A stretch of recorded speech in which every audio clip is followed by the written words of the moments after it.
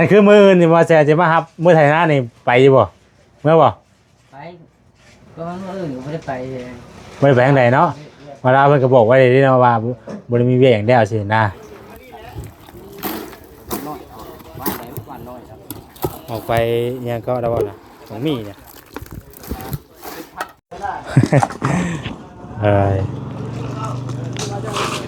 เดี๋ยวว่าในตัวเฮือนใหญ่แล้วเนาะแล้วบ่แล้วอันบ่เดี๋ยวเก็บสีเล็กน้อยวันนี้เทแล้วล่ะสิลุยเฮือนครัวต่อเลยบัดนี้ลุยมื้อนี้เนาะมื้ออื่นบ่มื้อนี้แล้วนี่ก็ถือว่ากลับบ้านกลับช่องก่อนเนาะพักผ่อนก่อน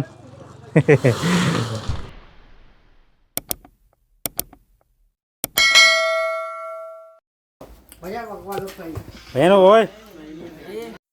ยังน่ะน้ำบ่ฮะบ่ได้เฮ้ยเทิงพี่บ่ได้บ่น้ำฮ้อนไม่เบาเบียงไงสบายดีเด้อบ่ทุกคนพากันนั่งทุ่มแซวกันพี่น้องเอ้ยเนาะโธ่น้องโอ้ยว่าสิมากินน้ำเบิดบ่น้องโอ้ยเบิด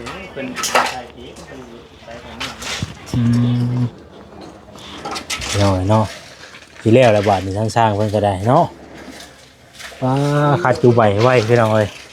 งามแท้สร้างอันนี้เนาะโอ้คัดไปเลยนี่เนาะคัดพี่น้องเอ้ยให้เรื่องมันกำลังพากันเทพี่น้องเอ้ยแต่ว่าตารางเพิ่นก็แบบไว้เครื่องไว้ของไว้นั่นไว้นี่ก็ได้พี่น้องหลังจากที่ว่าเทแล้วก็ได้เนาะโหขนาดเลย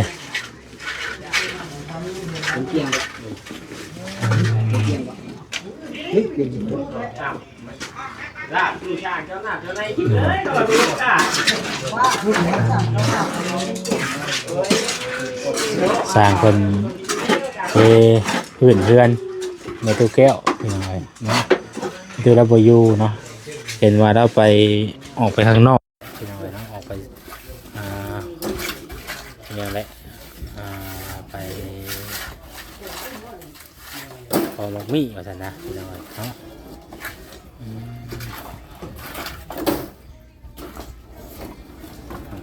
เดี๋ยวไปหาทางโอยก่อนสบายดีทางตักง่ายอยู่เนาะโคเลกันอยู่พี่น้องเอ้ยกำลังผสมปูนพี่น้องเอ้ยเพิ่นก็ได้เนาะกำลังผสมปูนเทพื้นแล้วนะมื้อนี้เนาะ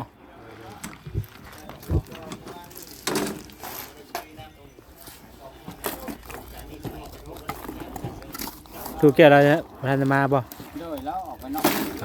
ออกไปเนาะตัดเครื่องน้อยวันน้อยครับออกไปยังก็ได้บ่ล่ะของมีเนี่ย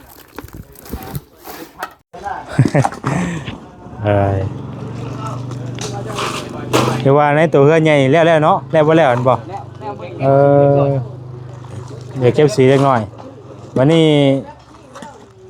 เทแล้วล่ะสิลุยเฮือนครัวต่อเลยบัดนี้ลุยมื้อนี้เนาะมื้ออื่นบ่มื้อนี้แล้วนี่ก็ถือว่ากลับบ้านกลับช่องก่อนเนาะพักผ่อนก่อน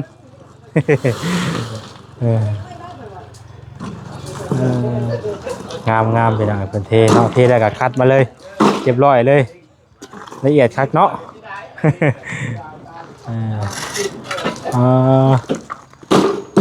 น้ำก็เอาทั้งในหมายเป็นแก้วว่านนี่ป่ะหาคุณมาจักษาเพิ่นบอกว่าเลยว่าเขาได้เฮ็ดตัวนี้ก่อนก็ดีเพื่อนเอาแก้วใหม่ก็ได้เนาะอะไรเฮ็ดตัวใดก่อนก็เอามาใส่ตัวนั้นก่อนประมาณนั้นเลยพี่น้องตึ๊บโอ้ทางขึ้นไปหาทางห้องนครพี่น้องเลย แหละ ตัว สร้างได้คือว่ามี ไปสลงสลาเพิ่นก็มาเลยพี่น้องเอ้ยเนาะครับผมละหัวมาแล้วเนาะ ไปเด้อ สบายดี สบายดีสบายดี บาโทมีข่าวดีบ่ว่าจิตนี่เนาะ มื้อนี้มาแจ้งงบอันน่ะความคืบหน้า งูกู ความคืบหน้า เออ เรื่องสมทบเลยยังบ่มี ยังมีบ่ มาจากฮู้ความคืบหน้าของทางงบประมาณเพราะว่าเห็นในลาวมาก็เลยว่ามีความคืบหน้าฮอดใส่แล้ว มี ค เพิ่ วาม ม คืบหน้าดีเนาะ เพิ่มเติมอีกแล้วบ่เนาะ 1,200 บาทบ่1,500เนาะแม่น1,500คนใดก็มีความคืบหน้าแล้วเนาะ ยังพันแล้ว เอ้าก็งบประมาณทางในลาวเพิ่นน่ะว่ะ1,500บ่ 1,500 บาทตอนแรกนั้นยังสิเข้ามาใหม่พี่น้องเอ้ยเนาะคือทางบัจิตกับพุ่นแหละคุณคันบ่มีผู้รักผู้ใหญ่เพิ่นให้เป็นสถานบุญก็สิมาแจ้งคือกันพี่น้องเอ้ยเนาะตอนนี้ก็คือว่า แจ้งไปเด้อข่อย แจ้งได้บ่ แจ้งไงเด้อ แจ้งได้ น้องเว้ยแจ้งกับพี่ ว่าแต่ว่าเซนั้นทั้งหมดจะนี่ก็คือกันนะมันบ่มีกัน เพราะว่าคือจากที่เว้าน้ำน้องเพิ่นคงกินนี่นะเว้าขออนุญาตนำเนาะคันว่ามีที่มีทางนี่เป็นของตัวเองแล้วเนาะ ภาษาโทรมาหาเลยนะโอ้ย สาวน้อยเนาะมีแต่ปิดเสียงไว้ก่อนก็ได้ปิดเสียงไว้ก่อนอย่าวางเด้เพิ่นเครียดเด้เนาะปิดเสียงไว้ปิดบ่เสียงน่ะโอ้แม่ฮักโอ้โทรมาพอดีเลยปิดเสียงตัวเลยปิดเสียงไว้ก่อนเนาะแป๊บนึงขออนุญาตเด้อเนาะบ่ปิดก็ได้เป็นแม่ที่ว่าแม่ฮักทั้งน้องเนาะก็เป็นแม่ฮักที่ว่าให้บ่จิตชื่อทานให้เด้ยังล่ะว่าแม่นที่ใช่มั้ยเพิ่นบ่จักแน่สบายดีเป็นทั้งแม่ฮักน้องป่วยเองนี่แหละหรือว่าบ่จิตเอิ้นว่าพี่อันน่ะมาไล่เนาะเห็นบ่แม่นเด้อแม่นเด้อเนาะแม่นแหละพี่น้องเอ้ยเนาะที่ว่าให้บ่จิตไปซื้อทานนั่นเด้แล้วน้องเอ้ยเป็นคนไปเบะนำแน่ช่วงนั้นให้กับทางน้องเตเด้บ่กินใจแต่คือว่าเราเบิ่งเราชมไปนำกันพี่น้องเอ้ยเนาะเราเบิ่งเราชมไปนำกันเพราะว่าตอนนี้ยังคือเก่าอยู่ว่าน้องเพิ่นก็เว้าอยู่คันว่ามีที่มีทางเป็นของตัวเองก็เว้าบ่ทางคันว่ามีเงินสำหรับที่เรื่องผู้กระตอบก็สิอยู่นะเนาะมีหัวเราอะไรก็ได้อยากแล้วสมมุติว่ามีที่ตัวเองจะไปอยู่ด้วยแหละเนาะตอนนี้ไปอยู่ด้วยเว้าน้ำอีด้วยดูมันหรือขี้ข้า มันก็เรียนรู้ก็ดูอยู่แต่ตอนทำเมื่อยครับพี่เอาเนาะก็ต้อง ละคร แน่นอน ยามให้ก็เฮ็ด มันก็บ่ดีแล้วคือเป็นแล้วแต่ บาลาแล้วเนาะบ่ว่าเจ้าว่าข่อยแล้วน่ะยามข่อยเมื่อยก็นอนคือกันจุ่มไว้กันนอนจังซี่ใช่เฮ็ดอย่างเดียวมันก็เป็นไปบ่ได้เนาะ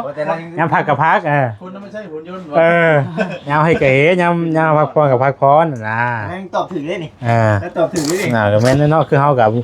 มันจะไปเลยเฮ็ดเลยก็นี่เวลาพักเวลานอนที่กันเนาะไปก็ได้ เมื่อยก็พัก ยามพักเฮาก็พักยามเฮ็ดเฮาก็เฮ็ด บ่ถ่ายได้ค่ะ อันคือมื้อนี่ว่าจะมารับมื้อไทยนานี่ไปอยู่บ่เมื่อบ่ ไปก็มันอื่นก็ไม่ได้ไปเลย บ่ได้ไปทางใดเนาะเวลาเพิ่นก็บอกไว้เนาะว่าบ่ได้มีเวียกหยังแล้วสินะ น้อยใจเฮาเนาะว่าสดีชวนแต่น้องโอเองนะ ว่าเจ้าบ่ต้องน้อยใจ เจ้าได้เฮ็ดอยู่แล้วได้ไถอยู่แล้วเจ้าน่ะ อย่าว่าเจ้าชวนแต่น้องโอคือน้อง เอาข่อยก็เข้าใจว่าเจ้ากลับไปบ้านเขาคือกันเนาะ บ่น้อยก็ชวนแน่ บ่ก็ใครจะให้ช่วยก็สิชวน ชวนแน่ เอาเห็นใจมูยุทธ เฮาก็คิดว่าหมู่คือเห็นไถนาบ้านเขาอยู่แต่ละมื้อนะ ว่างเนาะ ไปก็ยังดีแม่ เอาชวนเด้อเอากินเด้อ ว่าหยอก ก็จะไปก็ไปอยู่ใกล้กันอยู่เด้ นั่นเลยนะคุณพ่อ กันว่า แล้วว่าเฮาก็บ่ได้ว่าสิมารับเอาน้องเพิ่นดอกกันมันต้องมาถามกันก่อนว่าเพิ่นพร้อมบ่หรือบ่พร้อมที่นะก็บ่ได้ว่าสิมารับปุ๊บปั๊บไปโลดที่นะบางเทื่อผู้อื่นมีเวียกมีงานกับเพิ่นเฮาก็เอาไปบ่ได้เห็นบ่ล่ะ แม่ ถามน้องเบิร์ดก่อนว่า เออ ถามทั้งน้องโอ้ยทั้งบ่าวลาวเพิ่นนั่นแหละเพิ่นมีเวียกกับน้องบ่สินะครับมันมีทางเพิ่นบ่ก็บอกไว้แล้วทีนี้ทางบ่าวลาวเพิ่นก็บอกแล้วจิตสิไปชวนบืนบ่ว่างน้องเบิร์ดไปพาน้องเบิร์ดไปหาเงินก่อนเนาะมายอนั่นแหละถือว่าไทยพุทธนั่นแหละเมื่อก็ไทยพุทธอย่างนั้นแหละซอยยังหลายได้ยังหลายเติบอยู่ไหวบ่น้องโอ้ยบ่จะผมมันบ่ค่อยสิให้มันดมอยู่เอาเต็มที่แล้วเนาะไปไทยนักงานนักไกลก็ย่าเลยเนาะไปพ่อเป็นกำลังใจให้บ่เซ็นก็เพิ่นแหละเนาะเป็นมาเป็นมากไปพุ่งเนาะเอาไปจับเอาเนาะให้เพิ่นมาซอยบ่ได้ก็บ่ว่าก็บ่ได้อันแบ่งเบากันไปอีกเปลี่ยนกันสินะจักมื้อจักใดกับบ่ได้ว่าตลอดหรอกก็บ่แบ่งเบากันน่ะนะเปลี่ยนกันเนาะบ่ก็เบิ่งไปสำหรับบ่จิตน่ะเว้าหยอกก็ซื่อเด้อพี่น้องเด้อเนาะเพราะว่าบางเทื่อที่บ่จิตมีเวียกอยู่นี่เด้อบ่แซ่นมันยังสิได้มารับช่วงงานอยู่นะจักแลเนาะบ่สวัสดีก็บอกคำเพิ่นสิไปเป็นผู้ช่วยน้องโอ้ยเนาะเขาบอกไปเป็นผู้ช่วยน้องโอ้ยนะบ่จิตเห็นรถบ่แซ่นนะเพิ่นสิเป็นอันนี้เด้มันจะว่ายิ่งมันจะว่าบอกคนหนึ่งเนาะบอกคนหนึ่งมาได้ชมมาได้นอกได้สามดีใจได้นอกมาแทนโอ้ไปต้องไทยด้วยกันได้เนาะไม่ไปจับกล้องอีกเดียวโอ้ไม่ได้เด้บัตรหนึ่งบ้านหนึ่งวะหลายคนยิ่งดีเนาะน้องโวยจังเมื่อยเอาเนาะสอนน้องโวยดิต้องเห็นแบบนี้ต้องเห็นแบบนี้จะจุดใจว่าขับต้องเห็นให้เบิ่งก่อนเถอะไปเบิ่งกันได้เบิ่งได้จัดงานหนึ่งดิมันก็บ่ได้นั่นดอกเป็นไปได้ก็เฮาก็เย็นกันนั่นแหละเนาะตอนแรกก็มาส่งน้องเพิ่นช่วงกลับมาก็ช่วงค่ำๆพุ่นแหละมืดๆเติบพุ่นแหละมาไอ้ใครอยู่ดอกเฮาแลนด์มานี่ก็ได้อยู่สิพาดินสาวบรรทุกเลยเคยเห็นอยู่เคยไปอยู่บรรทุกงามเลยบุญงามจากสถาบันบ้านไร่เนาะเคยเห็นว่าไปอยู่เนาะโอ้ยแล้วว่าเราเคยไปถ่ายหน้าบนเตียงนะเคยไปอยู่ดิเคยไปถ่ายหน้าบนเตียงอยู่จ้ะโอ้ดีแหละทำเป็นนั่นแหละพอแล้วเราก็บอกอยู่ว่าไป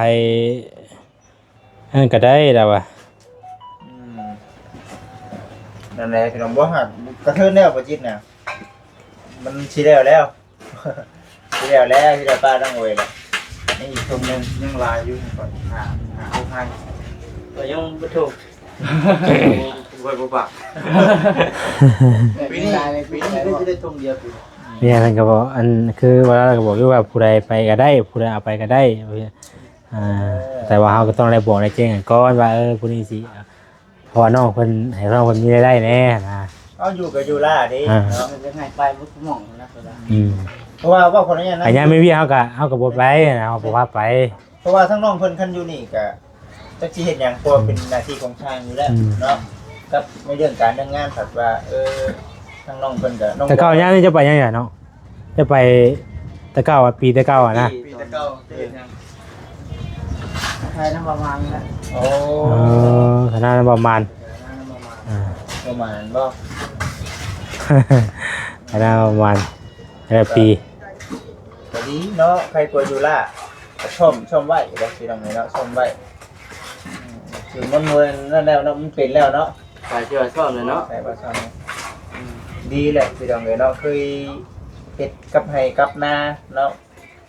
พอเฮาไปสู่เวียกสู่งานอยู่ทางอื่นน่ะเฮาฮู้ว่ามันเมื่อยแต่ว่า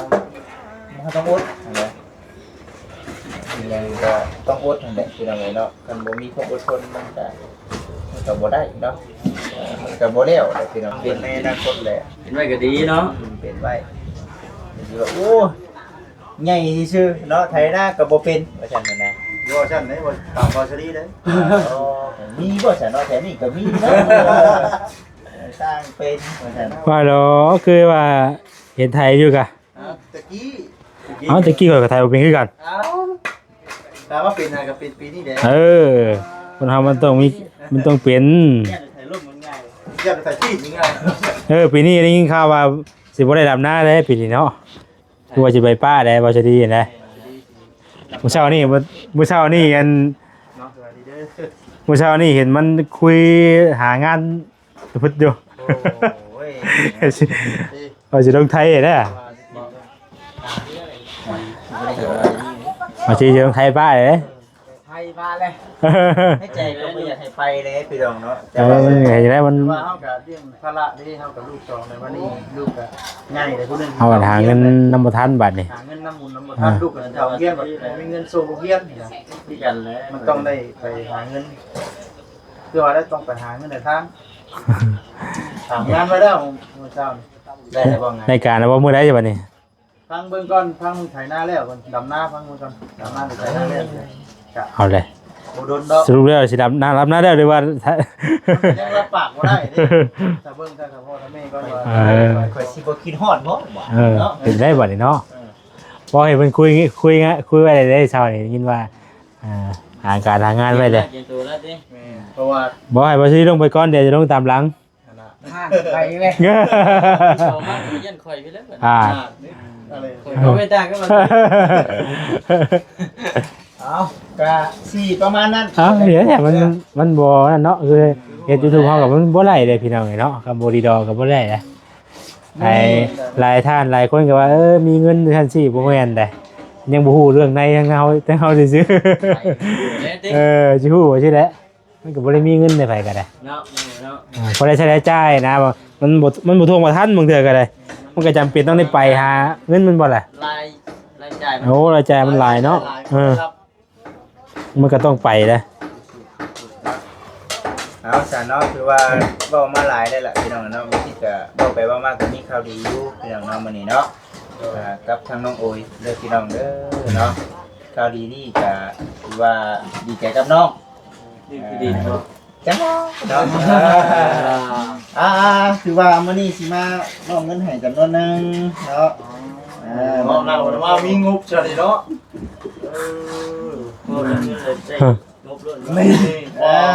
ว่าเท่าหลายแท้นี่ หลายได้ใบเขียวซะถึง อ๋อ เขียวได้นี่อันนี้จะเป็นอาดาเงินเนาะที่คุณของน้ำเด้คุณของน้ำเป็นผู้ละ300,000เนาะน้องบอยก็300,000ผู้น้องเวยก็300,000แล้วน้องเด้อพอได้ซื้ออยู่ซื้อกินพอได้ให้กระโตเนาะเงินใส่ใจเนาะที่ทางตะเมฆเพิ่นคือเห็นอยู่นั่นแหละพี่น้องเลยเนาะถือว่าของน้ำของนายเขาก็สำเร็จสิ้นเลยเด้มีแต่ใช้งานบัดนี้เนาะ ใช้งานเนาะเอ้าน้องโอยอันนี้เบิ่งกล้องนะ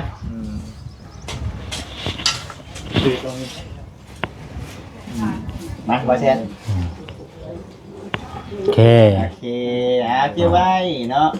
เก็บไว้นั่นนั่นแหละพี่น้องเลยเนาะถุงงามเนาะ เฮ้ยได้ถุงใหม่บ่น่ะอ๋อยุ่งอยู่อ่ะ ถุงนะโอ้โห ได้ถุงใหม่อีก ยัง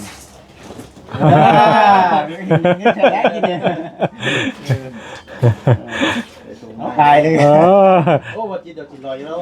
กินเลยเนี่ยโอ้ได้ถุงงามได้บาทนี่ใช่เนาะดีแล้วนี่แต่ว่าในเรื่องทางทีมงานเท่ากับภาคการเลี้ยงข้าวเลี้ยงน้ำเด้อเนาะขอบใจหลายๆขอบใจหลายๆเด้อเนาะขอบใจทั้งหมดที่หลายๆเมย์เพิ่นพร้อมเนาะขอบใจหลายเท่ากับตามซอยน้องๆเพิ่นเนาะตามซอยน้องๆเพิ่นคันว่าสิว่าจังไดก็เท่ากับจริงๆใจแม่เพิ่นนำแน่เนาะไปสบายมีหยังก็คันว่ามีหยังก็คุยกับทางน้องโอยเด้อเดี๋ยวบ่สิได้ลงก่อนเนาะไปหาน้องบอยก่อนเนาะโอเคพี่น้องเอ้ยจะสิประมาณนี้แหละโอเคจังได๋ที่เรียนค่อยโอ้พอดีแล้วเขาก็แม่น แม่น่ะเนาะแพบ่ฮะพะห่มมาได้ใส่ เขาไปนั่นเนาะ เล่า เราซื้อมาให้บ่โอ้ได้เรื่องเบ็ดยังไงก็ผ่าห่มเบ็ดนั้น เฮ็ดเป็นแพก็ได้ได้เช็ดตัวก็ได้อย่างผืนใหญ่ห่มมันก็โตแล้วเวลาอาบน้ำ บางเนาะย่ำหนาวเนาะตุ๊บแล้วอุ่นชุ่ย อ๋อเจ้าพี่น้องเนาะมื้อนี้ครับคือว่ามานี่ต้องได้มาแต่เช้าเด้จักโมงเนาะจักโมงไปตื่นจักโมง สุดแล้วแต่เจ้ามาแต่อะไรก็ไปกันเลย ยีบนะว่าแผนกันไว้นะว่า แต่ว่าถามเพิ่นก่อนเดี๋ยวตอนแรกสิแจ้งอีกเด้อได้แชร์คำตอบอีกนิดนึงถามเพิ่นทั้งนั้นก่อน ต้องให้มันละเอียดเลยเนาะ เป็นอย่างเนาะเพิ่นว่ามื้อเพิ่นก็บ่ได้นั่นเด้คุยกันเรียบร้อยกับบ่ลาเพิ่นก็เนาะ นี่แน่แล้ว ว่ามื้อน้องเพิ่นก็บ่ได้ไปทางใดเด้ให้น้องเพิ่นมีอันนั้น ได้เนาะ น้องเพิ่นไปซอยเดี๋ยวให้น้องตาน้องเพิ่นไปซอยนั่นแหละตัวค่าโตเท่าใดเด้น้องโอ้ยเนาะ ไม่ยากเลยเถอะ ฮะ สุดแล้วแต่ใช่ บัตรหนึ่งเนาะ ชุดแรกแต่สิให้แล้วว่ะ บัตรหนึ่ง มีแต่เอามื้อแล้วก็เอามื้อไถนาได้แล้วก็มาส่ง เนาะ ได้คือเก่าพี่น้องทั้งน้องเพิ่นมีน้ำใจเนาะบ่เพิ่นก็แล้วแต่เฮาสิคิดเห็นได้มันแหละเนาะบ่ได้ว่าใดๆพี่น้องเอ้ย ยังได้ไปแล้วเนาะ ได้มาต้องได้มาหับได้บ่ได้บ่ได้ น้อยนักเลยสิมีคนเว้าไว้สิ แม่นเลย เออ เวลาทุกคนก็ได้ไปได้คนก็ว่างเวลา บ่ เนาะ แม่นมีแต่ว่าโอ้ ง่ายให้แต่ว่านั่นแหละเนาะมีแต่มีแนวเฮ็ดเนาะหาวิธีเฮ็ดอยู่แล้วก็ได้ คนมันนะคือได้ ดีแล้วพี่น้องเอ้ย แต่มันมีเบี้ย มีเฮ็ดถือว่าโอเค หลับอย่างเดียวนะ โดยเอาเด้อน้องเด้อพักผ่อนบัดนี้เด้อทั้งว่าแซงก็สิพากัน เดินทาง ต่อก่อน เป็นมื้ออะไรมื้อนี้ก็ได้เนาะได้กินข้าวกินน้ำอยู่บ่ล่ะ กินแรก เออ เอาเด้อน้องเด้อโชคดีเด้อประมาณนี้แหละ พี่น้องไอ้น้องตะกัวเพิ่นครับมาเด้อเด้อบาดนี้เนาะสายลายอยู่พี่น้องเอ้ยบ่จิตเพิ่นสั่งมาเนาะสักเสานี่19 เส